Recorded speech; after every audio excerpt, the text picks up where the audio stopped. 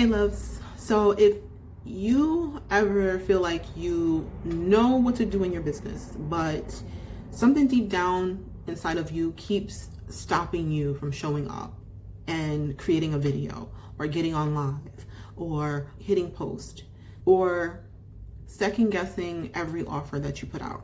If that's you, that was me. And I want to talk about imposter syndrome and how I overcame that to start showing up in my business all the time. So these are the 4 steps that I took.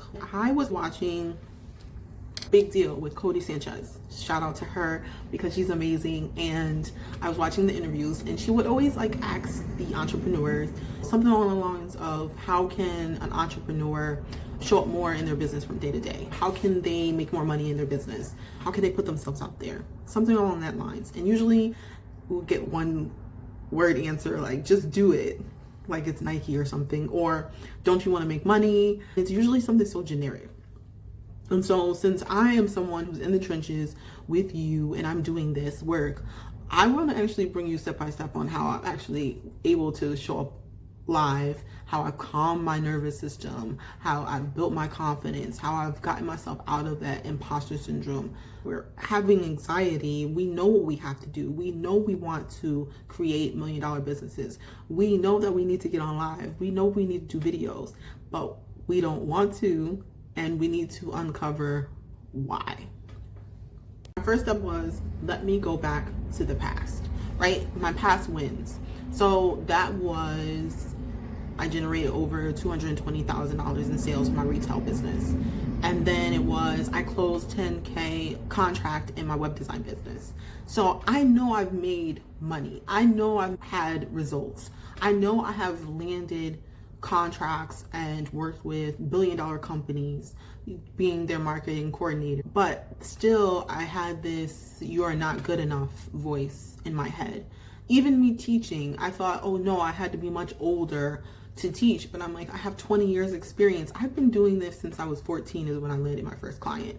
And now I'll be 38 on November 18th. Like, I have plethora of experience to share and showcase to people, but I kept having it in my brain, you are not enough. So when doubts show up, well, bring the data. If you have wins, big or small, they are wins, and that should be validation enough that you are enough, and what you have to say is important, and what you have to say will help someone. If you have not hit any milestones and you're new to business, maybe you need to go back into your memory bank of when you had conversations with people and you help them. Usually when you're having a conversation, you're helping someone, then they are very grateful for the information, the help and assistance that you provided, your expertise. And sometimes they say, you should be doing this for business, and you kind of push it off like whatever, but that is a compliment, and that is someone nudging you in the right direction. Okay, so number 2, calming your nervous system. This is huge for all my analytical thinkers. We need to go into the feels, okay? How we were feeling. So I went back to those 2 times, like when I closed my $10,000 contract and I made it that month. I went back to that. How did I feel when I was going on the website, looking for all of the postings, when I was writing the proposal, when I was submitting the proposal? I was excited about potentially winning this proposal. I was very present. I wasn't thinking after, like, I need this proposal, I have to win it. If I don't win it, then I'm broke. Like, I didn't think or feel any of those things at that time. I was very calm. I made sure that I read through everything that they requested for this healthcare website, and I wrote a kick-ass proposal to let them know that I am the person you want to hire for this. When I did that, I did not attach worry and anxiousness at all, or negativity to that. So whether you want to create your own ritual on breathing techniques, calming yourself, really dissect of what is going on in your body, in your mind, and how you feel when you're doing what you're doing. I know I'm a generator, so everything about me, it has to feel right, which kind of sucks in a way, but it does. It has to feel right for me to then say, hell yes, I want to do this. I have to be excited about it. I have to be passionate about it. And so now that's exactly what I do in my business. I've created all my ideas, I've wrote it down, and when I'm approaching my YouTube, I don't put any constraints on myself that I have to make certain videos certain weeks. I do it based off of how I feel, and therefore I can put better energy out to you guys. I am more confident, and also I'm not overthinking and thinking negatively about a horrible outcome after it. Oh, it will be crickets. Oh, no one's going to listen to this. Whatever it is you're putting in your brain, you're thinking way ahead than the present moment. In the present moment, you're doing this so you can grow. You're doing this so you can connect. You're doing this so that you can fuel your passions. So stay within that energy when you are performing. Now, I kind of touched on being present, was refining perfection. Okay, so I'm going to talk about comparison as well regarding this, because I feel like we have a certain standard, of course, of which we want to hit. But the problem with scrolling all day long and watching other people who've been on their 100th video, their thing is like all this animation and the lighting is perfect and the camera is perfect and they have this beautiful setup and they spend thousands of dollars and all this, but yeah, they're on their 100th video. We're like on our 10th. We need to slow our roll. At the end of the day, it's about putting out quality over quantity. And quality is, one, you can see me, the lighting is fairly okay. I don't have a huge setup. But what I'm doing is, one, communicating directly to you about who I am, what I know, and how I can help you. And that is quality. And as I grow my channel, I will invest in those systems. I will get better with editing. I will then hire an editor because I hate editing. I will do all those things. But it's not on my 10th video. I'm not about to go swipe my credit card to do none of that stuff. I'm in here trying to make money in my business. So you need to really be realistic where you are today. What helped me gain perspective of this? Because I've heard other people tell me this and it still didn't click. So what I did was take it a step further. I would go back to those entrepreneurs that you like and swipe all the way to the beginning of their YouTube channel. I wanted to see the quality of their videos then. Or I would listen to an interview with them talking about the beginning of their journey and where they were. Anyone that you listen to, that's why I love Big Deal Podcasts. Then they talk about their journey. It was rough. It was bootstrapping for most. It was grinding. It was blood, sweat, tears.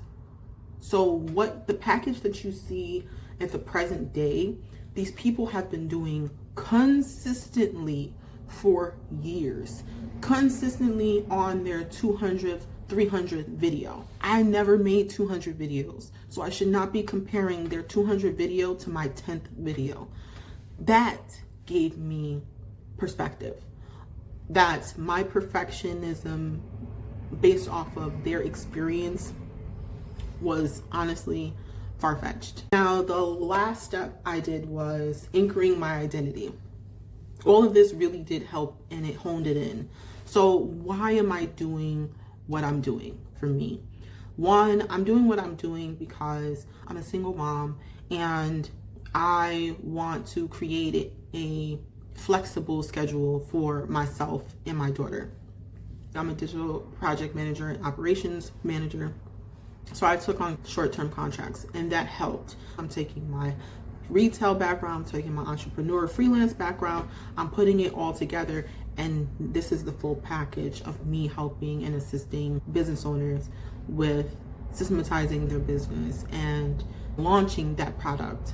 That's my secret sauce. That's what I'm great at, and it takes all the parts of me as a multi-passionate person and deliver to people. So this is what helped me align myself. This is what helped me get from imposter syndrome, I'm not good enough, no one really cares about what I have to say, so scared to show up all the time, to me consistently showing up every week, for me rebuilding my community, for me being really targeted and very niched and not being for everyone, because all of these fears and anxieties make you want to keep the umbrella bigger and bigger. But now I'm just so strategic and planning and precise and consistent. So those are my 4 steps, but I want to give another like bonus, okay? Because if you made it this far, please subscribe. And I want to give you a bonus, the mindset part of money. So I also started to change my relationship with money as well. So I started to read articles, watch videos around money, financial literacy, money management, and that helped me a lot. So I think the biggest reason why I played small is because I didn't feel like I deserved to make $1 million. And I'm gonna be honest, a lot of people who are around me was telling me that I shouldn't dream that big. And so I need to reprogram myself and reprogram my mindset in obtaining more. So this is just a little nugget for you to also add this to your list. I would recommend that you start to explore that side of you, your relationship and your communication and your belief system around money. I think that helped me a lot, where I'm like, I'm gonna build $1 million business. Yes, no problem with that. So I hope that was all helpful. If imposter syndrome is holding you back, remember this: you don't need more motivation, you need momentum. So start small, show up scared, start working on how you feel in the present moment, how you want to feel in the present moment. And if you do commit yourself to once a week putting out a YouTube video, then eventually you'll see progress, and those icky negative feelings that you once had will honestly just vanish away. Because I'm gonna be honest with you about the fact that real leadership looks like showing up. Real leadership looks like being authentically you. Real leadership looks like value given. Real leadership looks like connection. And you are hiding all the parts of you. And the great thing about you showing up and providing, I'm getting emotional, but you providing your service to people, the last thing I would love for you to get out of your brain is that you're not enough, because it's hindering you, and whoever put that in your brain and put that in your system is wrong. And if you are constantly going through social media and you're comparing yourself to other people, please add context to that. Show up. Be here, be present. You're going to attract your tribe when you do it. If you don't show up, how can we find you? And that was my motivation for me to X out all of those negative thoughts, feelings, anxieties, other people's stories for me, and create my own. So please subscribe, please leave a comment, and I look forward to getting to know you and meeting you.